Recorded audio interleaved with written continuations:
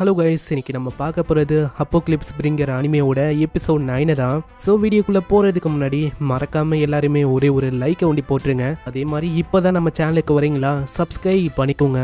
சரி வாங்க, நம்ம டைம் மிஸ் பண்ணாமல் எப்பிக்குள்ளே போகலாம். எப்பிக்கோட ஆரம்பத்திலேயே அந்த இடத்துல காட்டு கத்துன்னு பயங்கரமாக நம்ம டாக்கட்டுவா கத்தின்னு இருக்கா. அட மைக்கிங், எதுக்காக நீங்கள் அவங்க ரெண்டு பேருக்கு அவ்வளோ ஃப்ரீடமை தரணும்? எனக்கு நல்லாவே தெரியும். உங்கள் வேலையை விட்டு அவங்கள நீங்கள் நல்லாவே பார்த்தீங்க. உங்களால் வான் பண்ண முடியும் டெலிபதி மூலமாக. ஆனா அப்படி இருந்தும் வான் பண்ணல. ஏன்? அது நான் வந்து அவங்களுக்கு ஃப்ரீடம் தானோன்னு யோசிச்சேன். அதே மாதிரி அவங்க வந்து இம்ப்ரெசபிளான ஏஜ்ல வேற இருக்காங்க. அங்க ஹீரோ எவ்வளவோ சொல்ல ட்ரை பண்றான், ஆனா அட்டு பயங்கரமா கத்தி விட்டுறா.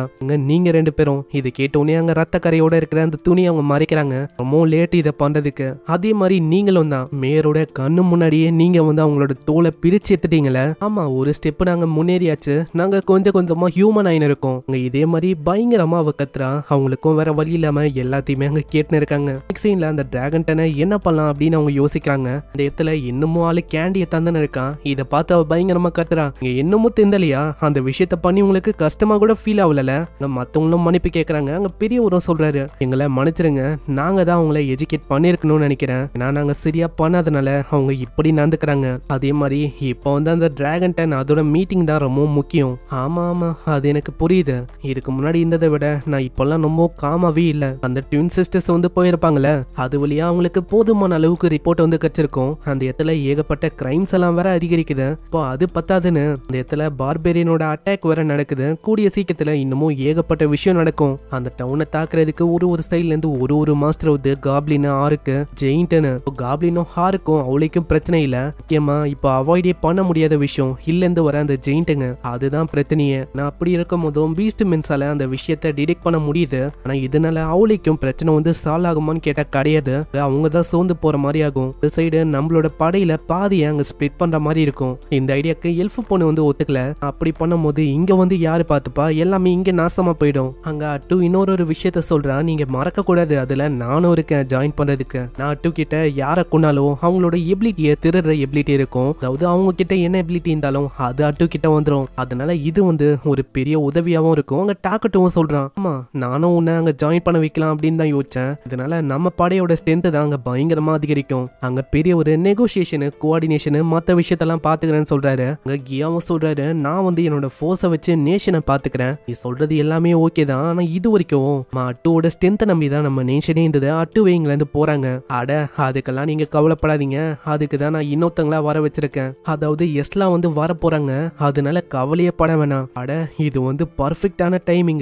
அதாவது உங்களால ஃபியூச்சர்ல எல்லாம் பார்க்க முடியுமா அங்க இப்படின்னு யோசிக்கிறாங்க. ஆனா உண்மையிலேயே நம்மளால வந்து ஃபியூச்சர்லாம் பார்க்கல. அங்க ஏதோ அவன் பண்ணா அது வந்து பர்ஃபெக்டா இந்த டைமிங்ல அமைஞ்சிச்சு. நல்ல பெரிய ஒரு கியோ எல்லாருமே நம்ம ஹீரோ பாராட்டுறாங்க. அங்க நம்ம ஹீரோக்கும் ரொம்ப பெருமையா இருக்கு. கேம்ல நான் தனியா மேனேஜ் பண்றதை விட இது வந்து ரொம்ப டிஃப்ரெண்டா இருக்கு. இதுல ஒரு ரியலான சிவிலைசேஷனையே நான் மொத்தமா மேனேஜ் பண்ற மாதிரி இருக்கு. இதனால இந்த பிளான் வந்து பக்காவா இருக்கு அப்படின்னு சொல்றான். இதுல மத்தவங்களுக்கும் அவ்வளவு சந்தோஷமா இருக்கு. மைக்கிங் ரொம்ப நன்றி, நீங்க இப்படி எங்களை பாராட்டினதுக்கு நான் ரொம்ப சந்தோஷப்படுறேன். இந்த இடத்துல டாக்கட்டும் யோசிக்கிறான். சில பல வார்த்தைகளை நான் எண்டுக்காக மிச்சம் வைக்கணும்னு நினைக்கிறேன். ஏன்னா அப்பதான் உங்களுக்கு அது மோட்டிவேஷனாவும் இருக்கும். ஏன்னா இது ஒன்றும் கேம் இல்ல, ஒரு லீடரா அவங்களோட பொட்டன்ஷியல் அதை வந்து நான் வெளியில கொண்டு வரணும். முக்கியமா டிஃபிகல்ட்டான டாஸ்கே அவங்களோட ரிவார்டிங் அதுதான். இதுக்கப்புறம் சம்மனிங் ஆரம்பிக்க போது அங்க அட்டுக்கும் ரொம்ப ஆர்வமா இருக்கு. நம்ம ஹீரோ சொல்றான், இதுக்காக தான் ஏகப்பட்ட விஷயத்த நம்ம வந்து கேதர் பண்ணியிருக்கோம். ஃபைனலா ஒரு ஹீரோ வந்து வரப்போறாங்க. இந்த இடத்துல அந்த ரெண்டு ட்வின் பொண்ணுங்களுக்கும் ரொம்ப ஆர்வமா இருக்கு. இப்போ எந்த விதமான ஹீரோ வரப்போறாங்கன்னு தெரியல. அவங்க எப்படிப்பட்டவங்க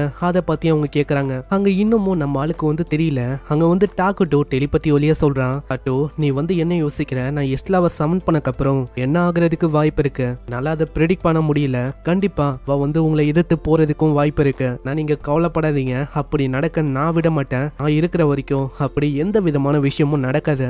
நான் உங்களை கண்டிப்பா ப்ரொடெக்ட் பண்ணுவேன். டோ நீ வந்து அதுக்குன்னு உன்னையே சாக்ரிஃபைஸ் பண்றது என்ன? ஏன்னா ஒன்ஸ் உன்னை நான் இழந்துட்டான் அவ்வளவுதான், என்னால திரும்பவும் உன்னை ரீசமன் பண்ண முடியாது. அங்க அதுக்காக ஓகேன்னு சொல்றான். சமனிங் ஆரம்பிச்ச அடுத்த செகண்டே குக்குன் மாதிரி ஏதோ ஒரு விஷயம் வந்து இந்த இடத்துல நம்ம எஸ்லா சமன் அவரா பயங்கரமா அது கத்துது. டாக்கட்டுவை பார்த்தோன்னே அது சொல்லுது, மைட்டி கிங் உங்களை நான் வெல்கம் பண்றேன், என்ன இந்த இடத்துக்கு வர வச்சதுக்கு ரொம்ப நன்றி. அதே மாதிரி இது எனக்கு ரொம்ப ஹானரா இருக்கு. அந்த இடத்துல நம்ம ஹீரோ வந்து கேக்குறான், ஆமா இஸ்லா என்ன வந்து உனக்கு ஞாபகம் இருக்கா? கிங் டாகட்டோ என்ன சொல்றீங்க? உங்க கூட ஸ்பெண்ட் பண்ண எல்லா விஷயமும் எனக்கு ஞாபகம் இருக்கு. உங்க அட்டுக்கு டவுட்டா இருக்குமா? இதனால நடுவுல வந்து கேக்குறான், நீ உண்மையிலேயே ப்ராமிசபிளா கிங்குக்கு சர்வ் பண்ணுவ இல்லையா? அதான் நீ டஃப் ஆக்ட் பண்ணாலும் உண்மையிலேயே இது கியூட்டா இருக்கு அட்டு. அட என்ன விடு. இடத்துல நம்ம இஸ்லாக்கு இதுக்கு முன்னாடி நடந்த எல்லா விஷயமும் ஞாபகம் இருக்கு. அதனால தான் அங்க அட்டாக் பண்ணல. இஸ்லாவும் சொல்லுது, இந்த பாடியில இதுக்கு முன்னாடி உங்க கூட ஸ்பெண்ட் பண்ண எல்லா விஷயமும் அட்டாச் ஆயிருக்கு. அதே மாதிரி நீங்க ஒரே ஒரு பர்சன் தான் என்னோட ஒட்டுமொத்த பவரையும் வெளியில வர வச்சது. அதை என்னால எப்படி மறக்க முடியும்? அதே மாதிரி அட்டு, இந்த குட்டி அட்டு தான் நம்ம கிங்குக்கு ரொம்ப ஃபேவரட்டானது. அட போதும் நித்து, எனக்கு எல்லாமே புரியுது. சரி, இந்த இடத்துல இப்போ எப்படி சிச்சுவேஷன் வந்து போயின்னு இருக்கு அதை பத்தி எனக்கு சொல்லுங்க. அதை பத்தி நம்ம ஹீரோ சொல்றான், ஓ எனக்கு புரியுது. அதாவது இந்த இடத்துல இந்த அமைதியான நேஷனை நான் ப்ரொடெக்ட் பண்ணும் அதானே, அதுதானே என்னோட டியூட்டி. நான் வந்து அதை பாத்துக்கிறேன். அங்க ஹீரோவும் சொல்றான், எனக்கு உண்மையை சொன்னா அவளுக்கும் நிறைய விஷயம் வந்து புரியல. ஏதோ அட்டு இருக்கா, அதனால தான் எனக்கு நிறைய விஷயம் புரியுது. இல்லைன்னா அவ்வளவுதான். உண்மையை சொன்னா இங்க டாக்கட்டோ இருக்காரு, அவரு உண்டு இங்க இல்லைன்னா அவ்வளவுதான். நான் தன்னாலேயே சூசைட் பண்ணி இறந்து போயிடுவேன். கேட்கிறவங்க ரெண்டு பேரும் கிட்டத்தட்ட நெருக்கமா போவாங்களா? இதை பாக்குற இஸ்லா சொல்றான், நீங்க ரொம்ப நெருக்கமா இருக்கீங்கன்னு நினைக்கிறேன். அங்க என்னோட டியூட்டி வந்து எனக்கு புரிஞ்சு போச்சு. நான் வந்து இந்த நேஷனை நல்லா ப்ரொடெக்ட் பண்ணும் அதானே. அம்மா நீ தான் என்னோட டிஃபென்ஸ் ஹீரோவே. அப்போனா நம்ம குட்டி அட்டு தான் அட்டாக்கரா? அங்க இருக்கிற பார்பேரியன் மொத்தத்தையும் முடிக்க போறா. இதை கேட்கிற அட்டு கொஞ்சம் சோகமாவரா. உண்மையை சொன்னா எனக்கு ரொம்ப கஷ்டமா இருக்கு. நம்ம கிங்க விட்டு நான் போகணுமா? நான் ரொம்ப அவரை மிஸ் பண்ணுவேன். அட்டு என்ன மன்னிச்சிரு. உண்மையிலேயே நீ போயாகணும். என்னாலயும் எதுவும் பண்ண முடியல. ஆனஸ்டா சொன்னா ஒரு வாட்டியும் உன்னை பத்தி யோசிக்கும் போது எனக்கு ரொம்ப கவலையா இருக்கும். நான் உன் கூட கம்யூனிகேட் பண்ணும்போது டார்க் எல்ஃப் கூடயும் என்னால பேச முடியுது. கூட உண்டி பேசுற மாதிரி இருந்தா நம்ம ஒன்னா இருக்கலாம் பிரியாம. ஐயோ, இந்த மாதிரி விஷயத்தெல்லாம் நான் பார்க்க கூடாதுன்னு நினைக்கிறேன். அந்த இடத்துல இதுக்கப்புறம் அட்டு போயிடா. அவளுக்கு போகும்போது அவங்க சோகமா இருக்கு. இதெல்லாம் போயிடா. எஸ்லாவும் சொல்றான், அவ்வளவுதான் என்னோட வேலையை ஆரம்பிக்க வேண்டியதுதான். இதுக்கப்புறம் நம்ம ஹீரோவை காட்டுறாங்க. ஆளு அங்க தூங்கினே தான் இருக்கான். சொன்னது எல்லாமே உண்மைதான் போல. ஏன்னா அவ இல்லாம இங்க வேலையே ஆகாது போல.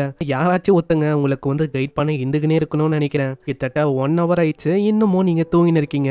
அந்த 2 ட்வின் பொண்ணுங்களும் வந்து சொல்றாங்க, ஆமா இவர் வந்து இப்படிதான் அடிக்கடி நாங்க இல்ல அட்டு உங்க தான் வந்து ஆஃப்டர்நூன்ல எழுப்புற மாதிரி இருக்கும். அப்புறம் தான் இவர் எழுந்துக்கவே செய்வாரு. போனா இதுக்கு மேலேயும் நீங்க அப்படி பண்ணக்கூடாது. அட டாக்கட்டும், நீங்களா எழுந்துக்கணும். மார்னிங்லயே எழுந்துக்க ட்ரை பண்ணுங்க.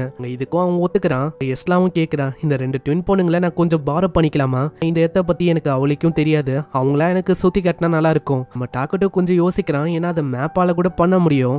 பர்சனா, அதாவது இவங்க வந்து சுத்தி காட்டுற மாதிரி அவ கேட்கறான். சரி, நான் வந்து அதுக்கு ஒத்துக்கிறேன். நாங்களும் வரோம். நீங்க உண்மையிலேயே நல்ல பொண்ணுங்களா இருக்கீங்க. வாங்க நம்ம போகலாம். சீன்ல எம்லி அங்க ரிப்போர்ட்டை கொண்டு வந்து தரா.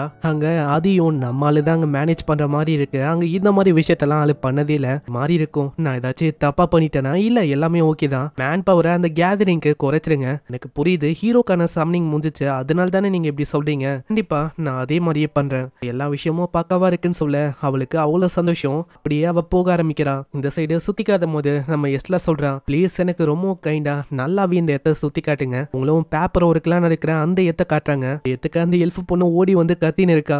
கியோ இருக்கால, அவன் வந்து எப்ப பார்த்தாலும் எக்யூப்மெண்ட் எல்லாத்தையுமே உடைச்சிடறான். அதனால என்னோட பட்ஜெட் தான் அங்க எகிர ஆரம்பிக்குது. இப்போ அந்த மோல்டர், அந்த வயசானவர் அவரும் இங்க இல்ல. இப்போ எல்லா வேலையும் நான் தான் பாத்துக்கிற மாதிரி இருக்கு.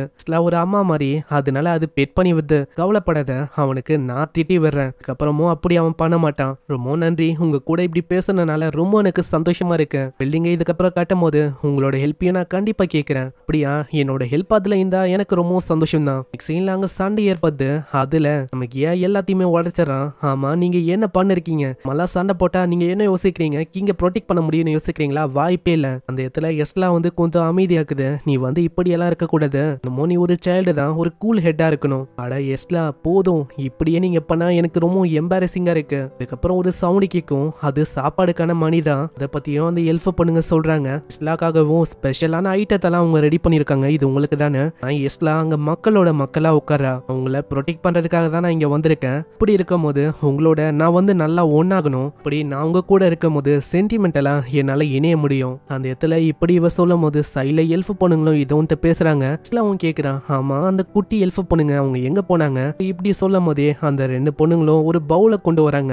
எஸ்லாவோட முகமும் இருக்கு. இது எங்களது மாதிரியே தான். ஆனா உங்களுக்காக நான் ஸ்பெஷலா ரெடி பண்ணேன். ரொம்ப நன்றி. நீங்க 2 ட்வின்ஸும் ரொம்ப அழகா எனக்காக இந்த விஷயத்த பண்ணிருக்கீங்க. எதிர்பார்க்கல. ஸ்டார்டிங்ல நான் வந்து ரொம்ப ஜெலஸான மத்தவங்களுக்கு கொண்டு நீங்க ஹெட் பெட் பண்றீங்கன்னு.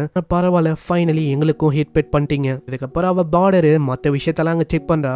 நெல்லு டிஃபென்ஸ் எல்லாமே பக்காவா தான் இருக்கும். இடத்துல வரும்போதே யாரோ ஒருத்தங்க அழுகிற மாதிரி சவுண்ட் கேட்கும். இருக்கும். அது அந்த எல்ஃப் பொண்ணுங்க தான். அவங்களும் அழுதுன்னு இருக்காங்க. ஆமா என்ன விஷயம், நைட் டைம் ஆயிடுச்சு இன்னமும் நீங்க தூங்காம அழுதுன்னு இருக்கீங்க. இன்னைக்கு ஒரு பேடான ட்ரீம் வந்துச்சு, அதனால தான் அவ அழுவுறா. அதனால தான் நான் வந்து அவளை பாத்துக்கிறேன். பரவாயில்லையே, நீ வந்து ஒரு நல்ல வேலையை பண்ற அவ கிட்ட இருந்து. நான் நீ அவளை உண்மையிலேயே நல்லா பாத்துக்கிறேன். அதே மாதிரி நீ என்ன ட்ரீமை பார்த்த அதை வந்து சொல்ல முடியுமா? அது ஒரு கெட்ட ட்ரீம் அப்படின்னு சொல்ல முடியாது, அது ரொம்ப ஒரு நல்ல ட்ரீம் தான். இதுல எங்க அம்மா கூட நாங்க ரொம்ப ஃபன்னா அனுபவிப்போம். எழுந்தக்கு அப்புறம் எங்க அம்மா பக்கத்துல இருக்க மாட்டாங்க, அதனால எனக்கு ரொம்ப கஷ்டமா இருக்கும். யாராச்சும் ஒருத்தங்க இந்த மாதிரி கனவு வந்தாலே இப்படிதான் எழுதுப்பாங்க, எழுத அவங்க அழுவாங்க. அதனாலயே ரொம்ப கஷ்டமா இருக்கும், ஏன்னா அவங்க பக்கத்துல இல்லல. இதனால நம்ம எஸ்லாம் வந்து சொல்றான், நீங்க கவலைப்படாதீங்க, என்கிட்ட ஒரு ஐடியா இருக்கு. நீங்க ஏன் தினமும் என் கூடயே தூங்க கூடாது, நான் இருக்கேன் உங்களுக்கு. இப்படியே அவங்க கட்டி பத்து தூங்கும் போது அவங்க ரெண்டு பேருக்கும் வாமாவும் கம்ஃபர்டிங்காவும் இருக்கும். அதனால அவங்க சந்தோஷமா தூங்குறாங்க. அங்க எஸ்லாம் அவன் சொல்றான், நான் இருக்கேன், உங்களை ப்ரொடெக்ட் பண்ணுவேன், நீங்க ஏன் கூடயே நிம்மதியாவும் இருக்கலாம். இதுக்கப்புறம் நம்ம எஸ்லாம் அங்க ரிப்போர்ட்டை கொடுக்கறா.